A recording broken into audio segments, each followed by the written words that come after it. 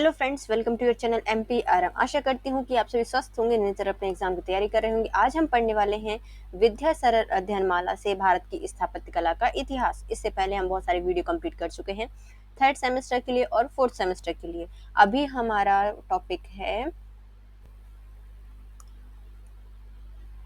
जिसमें हम पढ़ने वाले हैं मध्यकालीन क्षेत्रीय स्थापत्य शैली दक्षिण भारत में, विजयनगर और बहमनी स्थापत्य शैली को कंप्लीट करेंगे। इसके अंतर्गत हम विजयनगर शैली की विशेषताओं पर प्रकाश डालेंगे, विजयनगर के मंदिर की स्थापत्य कला की विशेषताओं का उल्लेख करके इन स्थापत्य शैली का साधारण वर्णन करेंगे। विजयनगर स्थापत्य शैली में निर्मित जितने मंदिर हैं, भवन हैं, उनका निर्माण वर्णन देखेंगे। स्थापत्य विजयनगर की उस पर निबंध लिखेंगे। बहमनी साम्राज्य शैली की विवेचन करेंगे और उनकी प्रमुख विशेषताओं का उल्लेख किया जाएगा। बहमनी वास्तुकला पर निबंध लिखेंगे। बहमनी साम्राज्य की इमारतों पर ईरानी प्रभाव स्पष्ट झलकता है। इस आधार पर गुलबर्ग और दौलताबाद और वीदर की इमारतों की शैली का वर्णन करेंगे। तो चलिए फ्रेंड्स, स्टार्ट करते हैं। यदि आप हमारे चैनल पर नए हैं, अभी तक चैनल सब्सक्राइब नहीं किया है, तो प्लीज गाइस, यदि आपको थोड़ा सा वीडियो यूजफुल लगता है तो वीडियो को लाइक कीजिए, कमेंट कीजिए, चैनल को सब्सक्राइब कीजिए। Thank you so much guys. चलिए स्टार्ट करते हैं। मध्यकालीन क्षेत्रीय स्थापत्य शैली दक्षिण भारत में विजयनगर एवं बहमनी साम्राज्य शैली। इसकी क्वेश्चंस हम देख चुके हैं। अब हम देखते हैं विजयनगर साम्राज्य की स्थापत्य पर निबंध लिखेंगे, उनकी विशेषताएं बताएंगे और मंदिर और भवन का वर्णन करेंगे।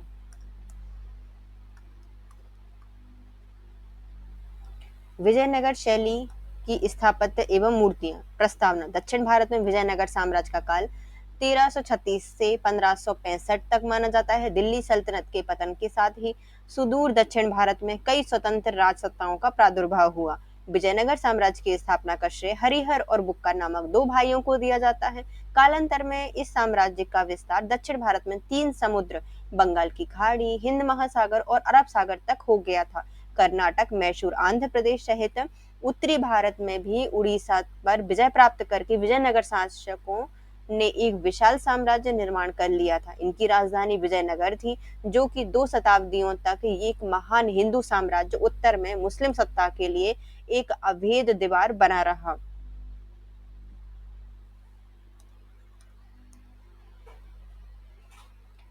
अंततः दक्षिण में मुस्लिम राज्यों की वीदर, अहमदनगर और गोलकुंडा ने अपने पारस्परिक वैमनस्य को भुलाकर संयुक्त सैन्य आक्रमण से विजयनगर की सेना को परास्त कर दिया। 1565 में मुस्लिम सेना ने इतिहास की पुनरावृत्ति कर 6 माह तक विजयनगर में लूटा, हत्या और बलात्कार के साथ अनेक हिंदू मंदिर, मूर्तियां, प्रसाद ध्वस्त कर दिए। किंतु साम्राज्य के शेष भाग में विजयनगर शैली में निर्मित मंदिर, प्रसाद, मूर्तियां बच गईं। यह विजयनगर स्थापत्य शैली के जीवित उदाहरण आज भी उस शैली के प्रतीक बनकर विजयनगर साम्राज्य के स्वर्णकाल के साक्ष्य हैं। नेक्स्ट आता है विजयनगर की स्थापत्य कला। विजयनगर के शासक कला प्रेम के लिए प्रसिद्ध थे। उन्होंने कई मंदिर, प्रसाद एवं इमारतों और मूर्तियों का निर्माण कराया था। इन्होंने नगरों की किलाबंदी विशाल मजबूत कराकर शानदार प्रवेश द्वार बनवाए थे। विजयनगर का शासनकाल दक्षिण में हिंदू स्थापत्य कला का समृद्धशाली युग कहलाता है। मंदिर स्थापत्य कला। विजयनगर साम्राज्य मंदिर स्थापत्य का महान उद्देश्य इस्लाम की भयंकर और आताई विध्वंसात्मक प्रवृत्ति के विरुद्ध हिंदू मंदिरों के अवशेषों की रक्षा के साथ नवीन मंदिर स्थापित कर स्थापत्य कला का विकास करना था। इस्लामी शासन से स्वतंत्रता प्राप्त कर विजयनगर के राजाओं ने दक्षिण भारतीय मंदिर स्थापत्य को पूर्णतः और समृद्ध अभिव्यक्ति प्रदान की थी। इस काल के मंदिरों की विशेषता स्तंभयुक्त हॉल, मंडप और विशाल अलंकृत प्रवेश द्वार, गोपुरम थे। विजयनगर मंदिर स्थापत्य की विशेषताएं। विजयनगर के राजाओं ने अनेक विशाल मंदिरों के निर्माण के साथ ही प्राचीन मंदिरों के ढांचे का भी विजयनगर शैली में विस्तार कराया था। अतः इस काल में मंदिरों की बनावट और संगठन अत्यंत विशाल एवं जटिल बन गए थे। स्तंभ युक्त विशाल कक्षों, मंडपों और अन्य सहायक निर्माणों के साथ प्राचीन भारत के जो मंदिर थे उनको जीर्णोद्धार कराकर इन्होंने नया रूप प्रदान किया था। परिवर्तन के साथ ही विशिष्टता मंदिरों में कल्याण मंडपम का निर्माण हुआ। यह अत्यंत अलंकृत स्तंभ युक्त मंडप देवता और उनकी पत्नी के प्रतिवर्ष विवाह समारोह के अवसर पर स्वागत के लिए बनाया गया था। इस प्रथा का प्रारंभ चोल स्थापत्य कला में हुआ था। इसकी अन्य विशेषताएं अस्त इसकी अन्य विशेषताएं सहस्त्र स्तंभ मंडप पंक्तियों में से युक्त होते थे। इसके स्तंभों की विविध जटिल सजावट विजयनगर शैली थी। मंदिरों के भीतर भाग के चारों ओर बड़ी बड़ी मूर्तियों की स्थापना की जाती थी। गोलाकार मूर्तियों के अनेक समूहों में निर्मित मूर्तियों के पैर के बल खड़े कुछ घोड़े और अन्य कृषि अलौकिक पक्षुओं के साथ मूर्तियां एक ही ठोस पाषाण तराश कर बनाई जाती थी। इन स्तंभों के मध्यवर्ती खंभे के चारों ओर छोटे छोटे से स्तंभ खड़े किए गए थे, जिन पर चोट करने पर भारतीय संगीत के 7 स्वरों की ध्वनि उत्पन्न होती थी। स्तंभों के नीचे सूक्ष्म रूप से ग्रहण करते करते उलट कर रखे कमल का फूल रूप दिया गया था। पांड्यकला में विकसित ऊंची मीनारों और गोपुर का विजयनगर मंदिर स्थापत्य में समावेश हो गया था। विजयनगर शैली में निर्मित विट्ठल मंदिर, हजाराराम मंदिर, पंपापति मंदिर के साथ ही साम्राज्य के अन्य भाग में वेल्लोर, कुंभकोणम, कांचीपुरम, ताड़पत्री, श्रीरंगम आदि नगरों में भी इस शैली के मंदिरों का निर्माण किया गया था। इसके साथ ही मदुरा, जम्बुकेश्वर,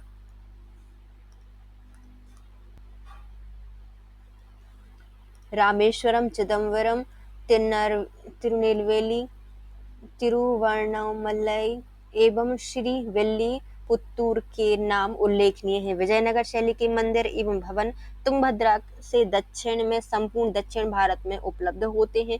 इस विशाल श्रृंखला का विशिष्ट मंदिर समूह विजयनगर में दृष्टिगोचर होता है।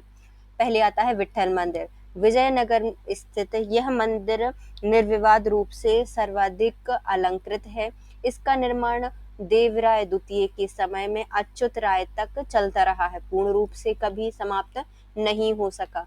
फिर आता है विट्ठल मंदिर, 500 फुट लंबी और 310 फुट चौड़ी एक समकोणीय 4 दीवारी से घिरा हुआ है। इसके भीतरी भाग में स्तंभों से युक्त एक मार्ग है। इस मार्ग में गोपुरों से युक्त 3 प्रवेश द्वार बने हुए हैं। मुख्य मंदिर 230 फीट लंबा होकर पूर्व से पश्चिम की ओर कम ऊंचाई वाला निर्मित मात्र 25 फुट ऊंचा है।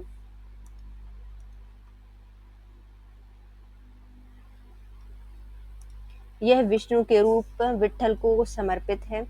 मुख्य मंदिर के 3 भाग हैं, महामंडप, मध्य मंडप में अर्धमंडप और पृष्ठ भाग में गर्भगृह, जहां भगवान विष्णु की मूर्ति स्थापित है। मुख्य मंदिर के महामंडप का निर्माण अत्यंत प्रभावशाली ढंग से किया गया है। महामंडप के अंदर कई कक्ष बने हुए हैं। यह न्यायाधार पर अवतलित है। इसकी हाथी रक्षा करते हैं। मार्ग निर्माण की दृष्टि से आयताकार मार्ग अत्यधिक अलंकृत और चित्रांकन से युक्त स्तंभों से सुशोभित है। अर्धमंडप में भी प्रवेश द्वार स्तंभ युक्त द्वार मंडप से निर्मित हैं। गर्भगृह और अर्धमंडप को जोड़ने वाली देहरी से दोनों ओर नीचे आने वाली सीढ़ियों के डंडे के सहारे प्रवेश किया जाता है।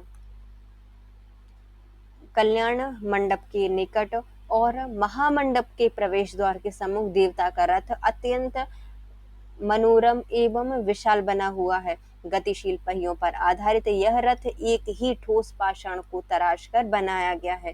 इसके ऊपर ईंटों का बना एक ऊंचा ढांचा गायब है। विजयनगर काल के इन मंदिरों में भी इसी प्रकार के पत्थरों के रथ का निर्माण किया गया है। संपूर्ण मंदिर की स्थापत्य प्रत्यक्ष देखने पर ही स्पष्ट हो सकती है। नेक्स्ट आती है हजाराराम मंदिर। विजयनगर के वीरान पुरा संपदाओं में विरूपाक्ष द्वितीय द्वारा निर्मित हजाराराम मंदिर विजयनगर शैली की परिमिति और सर्वग्रपूर्ण कृति है। इसका प्रांगण 24 फीट ऊंची दीवार से आवृत है। दीवार में पूर्व और पश्चिम दिशा में चौरस छत स्थित द्वारमंडल बने हुए हैं। घेरे के अंदर देवस्थान, कल्याण मंडप और सहायक मंदिर निर्मित हैं। सभा मंडप के चारों ओर विशाल काले पत्थर के स्तंभ बने हुए हैं।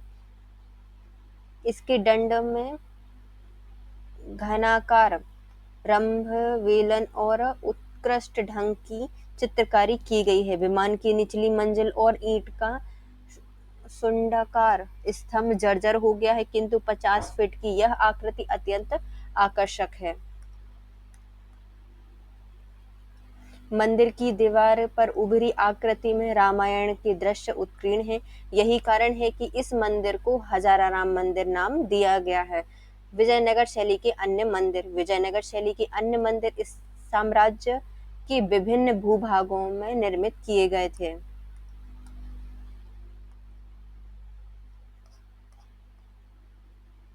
इसकी संख्या अनेक है। बेल्लोर स्थित मंदिर का कल्याण मंडप और गोपुर विशिष्ट नमूना है। उत्तरी आकट जिले में विरंचीपुरम स्थित मार्ग सुखेश्वर मंदिर की सजावट अनोखी है। कांचीपुरम के एकाग्रनाथ एवं वरदान मंदिरों के मंडप विचित्र किंतु अति आकर्षक हैं। उनके स्तंभ इस प्रकार और शैली की कल्पना शैली मूर्तिकला में मनमौजी वर्गीकरण को प्रदर्शित करते हैं। ताड़पत्ती स्थित रामेश्वरम मंदिर के गोपुर अत्यंत सुंदर और विचित्र चित्रकला के दृष्टि से उल्लेखनीय है। कलाविज्ञ फर्गुशियन का कथन है कि पत्थर पर इस प्रकार की गई चित्रकारी इस शैली का सुरुचिपूर्ण उदाहरण है। श्रीरंगम स्थित मंदिर में घोड़ा द्वार एवं शेषगिरी मुंड में क्रोधित लड़ते हुए घोड़ों के पैर लगभग 9 फीट ऊंचे उठे हुए हैं। इनका निर्माण इतनी ओजस्वी प्रणाली से किया गया प्रतीत होता है कि यह पाषाण के नहीं वरन लोह स्तंभ से निर्मित हैं। पर्सी ब्राउन ने भी इसकी मुक्त कंठ से प्रशंसा की है।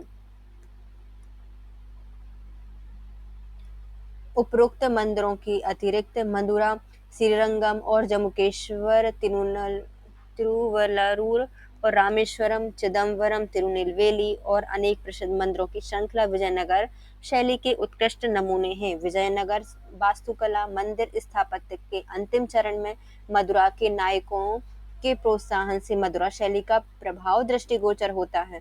वस्तुतः विजयनगर शैली की स्थापत्य पर इसके पूर्व की चोल, पांड्य और पल्लव कला का प्रभाव स्पष्ट दृष्टिगोचर होता है। मदुरा के मंदिर विजयनगर शैली का विशिष्ट हैं। एक ही समय में निर्मित इस मंदिर को दोहरा कहा गया है। एक सुंदेश्वर और दूसरा इनकी पत्नी मीनाक्षी को समर्पित 2 मंदिर एक ही स्थान पर निर्मित हैं।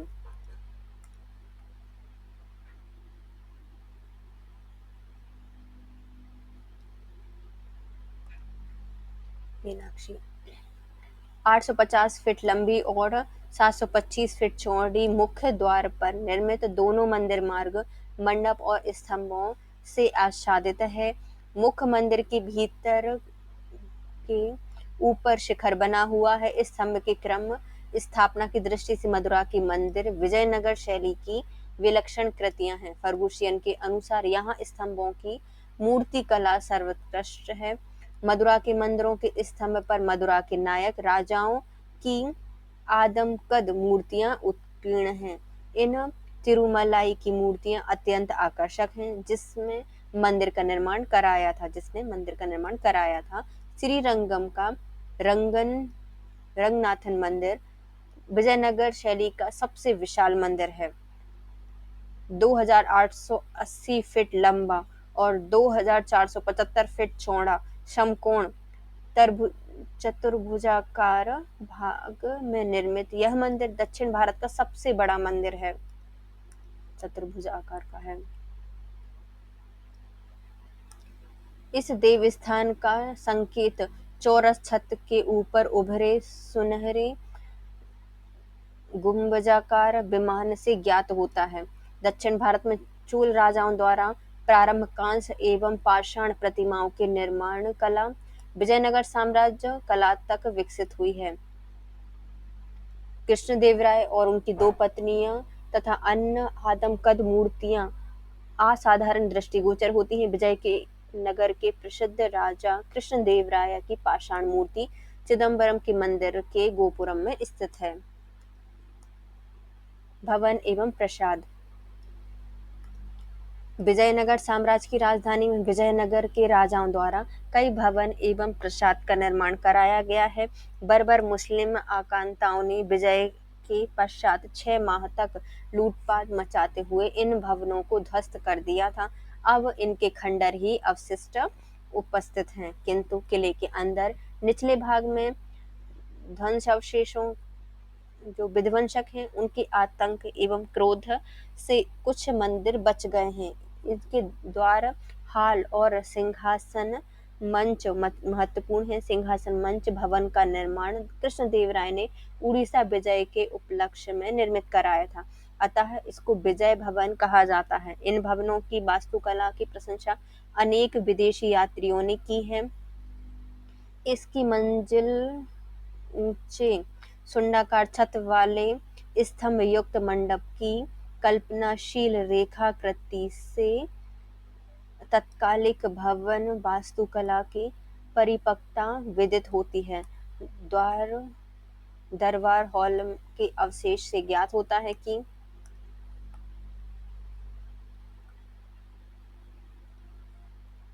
इससे 10-10 की 10 पंक्तियों में 100 स्तंभ थे। इन स्तंभों के शेष बचे भागों से इनकी विशालता और स्तंभ स्थापत्य कला का अनुमान किया जा सकता है। भवन के अंदर 3 विस्तीर्ण क्रमशः घटते हुए चौतरे से भवन की संपूर्ण बनावट की कल्पना की जा सकती है।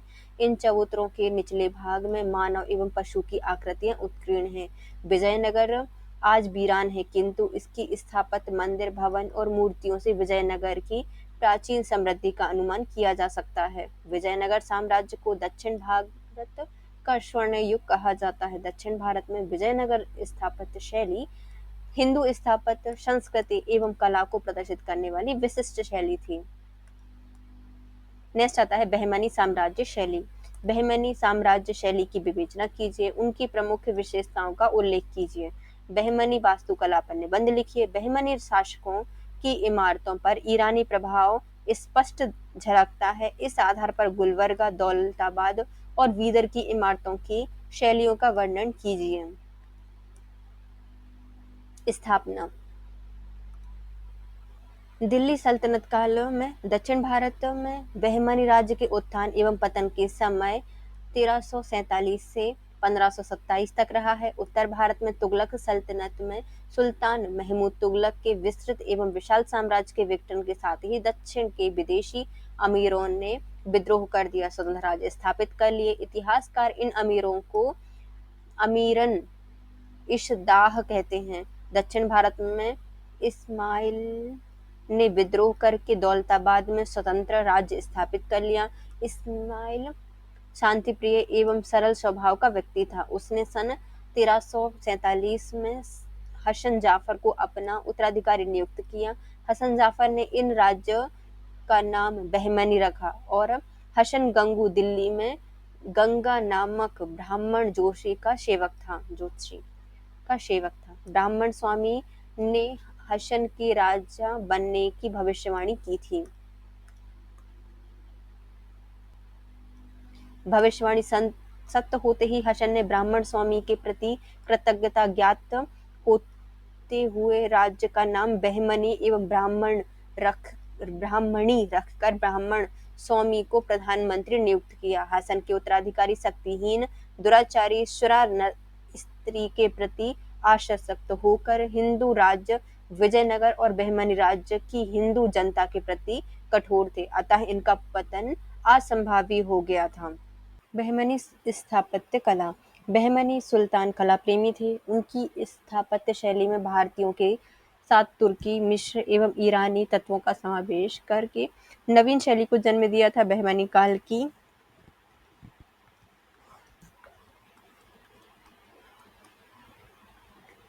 स्थापत्य इमारतें, मस्जिद, मंदिर, मदरसे आदि ध्वस्त किए गए हिंदू मंदिरों के साथ के स्थान पर उनकी सामग्री का उपयोग करके बनाई गई थी, अतः इन पर हिंदू स्थापत्य कला का प्रभाव स्पष्ट रूप से दृष्टिगोचर होता है। बहमनी स्थापत्य कला के विकास के प्रारंभिक काल में स्थानीय कला को अपने अस्तित्व को बचाए रखना कठिन हो गया था। बहमनी स्थापत्य कला में विदेशी तत्वों के सम्मिलित होने से भारतीय कला पृष्ठभूमि में पहुंच गई थी, किंतु 15वीं सदी में भारतीय स्थापत्य कला के पुनरुद्भव से विदेशी तत्वों को आत्मसात करके भारतीय वास्तुकला पुनः उभरने लगी थी।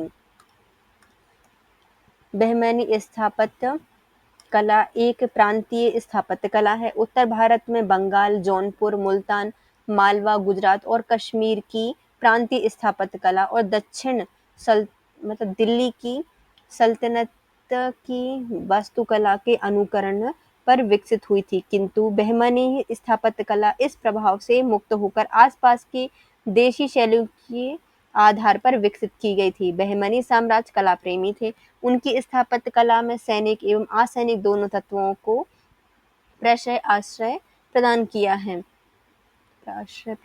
है। यूरोपीय सैन्य वास्तुकला एवं ईरानी नागरिक स्थापत्य कला का उदाहरण बहमनी स्थापत्य कला की विशेषता थी। इस प्रकार के उदाहरण अन्य समकालीन कला में नहीं मिलते। बहमनी स्थापत्य में ईरानी प्रभाव। ईरानी वास्तुकला और वास्तुविदों द्वारा निर्मित गुलबर्गा की मस्जिद ईरानी प्रभाव का प्रतीक है। ईरानी वास्तुविदों द्वारा निर्मित दौलताबाद की चार मीनार, जो कि 1435 में बनाई गई थी। वीदर का महमूद गवाह महाविद्यालय 1472 में निर्मित किया गया। शुद्ध ईरानी स्थापत्य कला की अन्य कृतियां हैं। बहमनी स्थापत्य कला के अन्य कई मंदिरों पर ईरानी शैली का प्रभाव दृष्टिगोचर होता है। 15वीं सदी में दक्षिण शैली की स्थापत्य कला के प्रादुर्भाव के कारण जौनपुर स्थित भवनों और मस्जिद एवं अन्य निर्माण में भारतीय कलाकारों शिल्पियों की संख्या अधिक होने से मुस्लिम पूर्व शैली का प्रभाव स्थापित हो गया था। सैनिक वास्तुकला। प्रारंभिक बहमनी स्थापत्य कला के दो नमूने दौलताबाद की जामा मस्जिद 1315 ईस्वी में, बोधन का देवल मंदिर निश्चित रूप से सन 1294 से 1347 के मध्य निर्मित किया गया होगा। यह दोनों हिंदू मंदिरों की अनुकृतियां हैं और इस्लामी स्थापत्य का इन पर कोई प्रभाव दृष्टिगोचर नहीं होता। दौलताबाद देवगिरी किले की सैनिक वास्तुकला हिंदू मुस्लिम स्थापत्य कला का मिश्रण है। दौलताबाद का किला 600 फीट ऊंची चट्टान पर निर्मित है। यह यादव, तुगलक और बहमनी काल की कलाकृतियां मिलती हैं। इनकी सैनिक स्थापत्य तथा वास्तुकला उत्कृष्ट है। बाहरी दीवार की परिधि पर 3 मील तक विस्तृत है। किले और बाहरी दीवारों के मध्य 3 भीतरी दीवारें गुप्त मार्गों से आवृत हैं। किला बंद दरवाजे और बाहरी ढांचे और उमड़े भागों से युक्त होकर सुनियोजित प्रकार से बनाया गया है। इन स्थानों से गोले बरसाकर दुश्मनों के आरंभिक आक्रमण को रोका जा सकता था। बाहरी दीवार के चारों ओर खाई बनी हुई है। बहमनी राज्य चारों ओर से दुश्मनों से घिरा हुआ था, अतः सुल्तानों ने सर्वाधिक महत्व सैनिक किलाबंदी युक्त ढांचों के निर्माण को दिया है। राजस्थान में निर्मित किला गढ़ों और मराठावाड़ा में ऊंचाई पर निर्मित गढ़ों से इनकी कल्पना की जा सकती है। बरार के उत्तर में एलिशपुर, ग्वालीगढ़, परनाल और माहुर के गढ़ इसी काल में निर्मित किए गए थे। माहुर का गढ़ सतपुड़ा की पहाड़ी सरदारों और वर्धा नदी पार के जंगल जाति को नियंत्रित करता था। अन्य सैनिक वास्तुकला के उदाहरण पश्चिम में परिंदा, नलदुर्ग, पनहाला और गुलबर्गा, वीदर,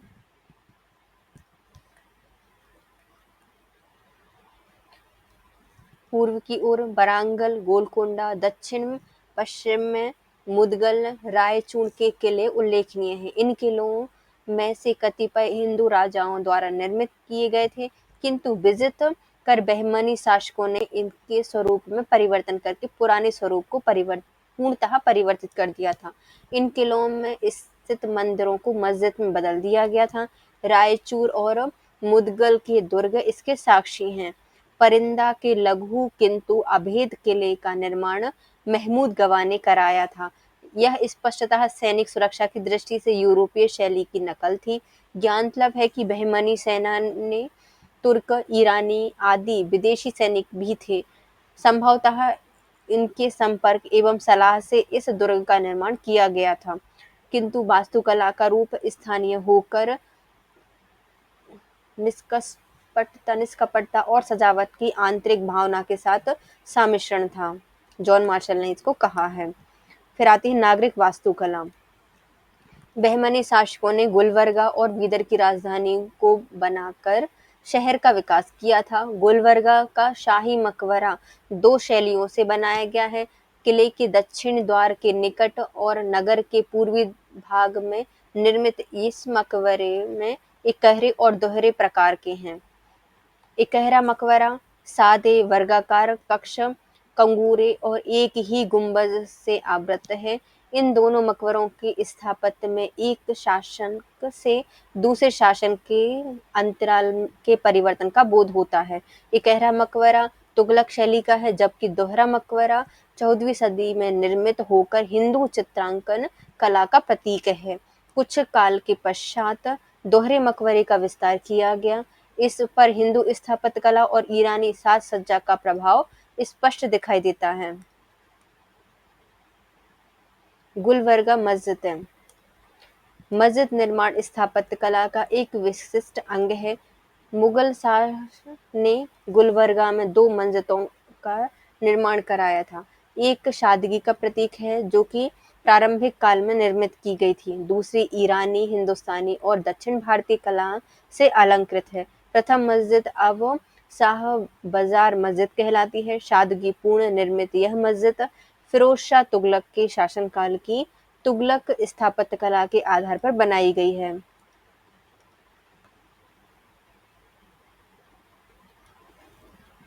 किले के भीतर स्थित जामा मस्जिद में ईरानी वास्तुकला के पायदान, गुंबज और शकरे द्वार बने हुए हैं। मस्जिद के शेष निर्माण कार्य में दिल्ली सल्तनत की वास्तुकला का प्रभाव दिखाई देता है। इसका आंगन अद्वितीय शैली का है। यह आसमान की ओर खुला ना होकर मेहराबदार ढांचे पर अवलंबित 63 गुंबजों से आच्छादित है। मेहराबों के नीचे खुले मार्ग से प्रकाश और हवा आने की व्यवस्था है। यह मस्जिद 216 फुट लंबी और 176 फुट चौड़ी होकर चारों कोने पर शानदार गुंबजों से अति आकर्षक लगती है। प्रार्थना कक्ष के ऊपर एक वर्गाकार भाग पर विशाल गुंबज बना हुआ है। इस मस्जिद के स्थापत्य से ज्ञात होता है कि यह शैली बाद में विकसित हुई थी। बीदर शहर की स्थापत्य कला। बहमनी काल में बीदर शहर का विकास अहमद शाह अली वली नहीं अली है ये, है ना, 1422 से 1435 के समय हुआ था। बीदर में बहमनी राजाओं के 12 मकबरे और प्रसिद्ध गवाह का मदरसा बहमनी स्थापत्य कला के नमूने हैं। बीदर के मकबरे के स्थापत्य कला या स्थापत्य बीदर के मकबरे 2 समूह अर्थात काल में निर्मित किए गए थे। बहमनी राज्य के पूर्वी बीदर शाही मकबरे भी बने हुए हैं। बहमनी काल में निर्मित 12 मकबरे का स्थापत्य गुलबर्गा के मकबरों से मिलता जुलता है। बीदर स्थित अहमद शाह का मकबरा सर्वाधिक सुंदर बना हुआ है। इसके आंतरिक भाग में ईरानी शैली में चमकीले रंग के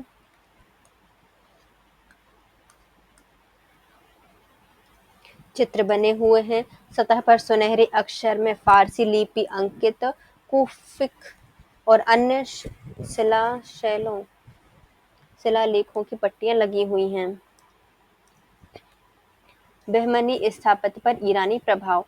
बहमनी स्थापत्य पर ईरानीकरण का प्रभाव अलाउद्दीन अहमद शाह के समय बढ़ गया था। उसके समय दौलताबाद की चांद मीनार और मकबरे की स्थापत्य कला पर ईरानी शैली का अलंकरण स्पष्ट दृष्टिगोचर होता है। बीदर का अभ्युदय सन 1435 के पश्चात होने के कारण बीदर का बहमनी साम्राज्य ईरानी शैली से आच्छादित हो गई थी। ऐसा प्रतीत होता है। बहमनी स्थापत्य शैली का सबसे प्रसिद्ध ईरानी शैली में निर्मित गवाह का मकबरा सन 1472 में निर्मित होकर असाधारण कलात्मक है। 205 फीट लंबी और 180 फीट चौड़ी की भूमि पर त्रिमंजिला मदरसा भवन, मस्जिद और पुस्तकालय, व्याख्यान कक्ष, अध्यापकों के आवास एवं छात्रों के छोटे शयनागार से आवृत है। यह एक आवासीय संस्थान थी। सभी भवनों का निर्माण सुनियोजित ढंग से किया गया है। इसमें वायु प्रकाश आने की पूर्ण व्यवस्था है। मीनारों के मध्य का भाग इस्लाम के धार्मिक पाठों से आयतों के रूप में फारसी भाषा से उत्कीर्ण है। ईरानी नमूने का यह मदरसा बहमनी काल का प्रसिद्ध इस्लामी शिक्षा केंद्र एवं विदेशियों के लिए आकर्षण का केंद्र था। इसके साथ हमारी जो 14वीं यूनिट है वो कंप्लीट होती है।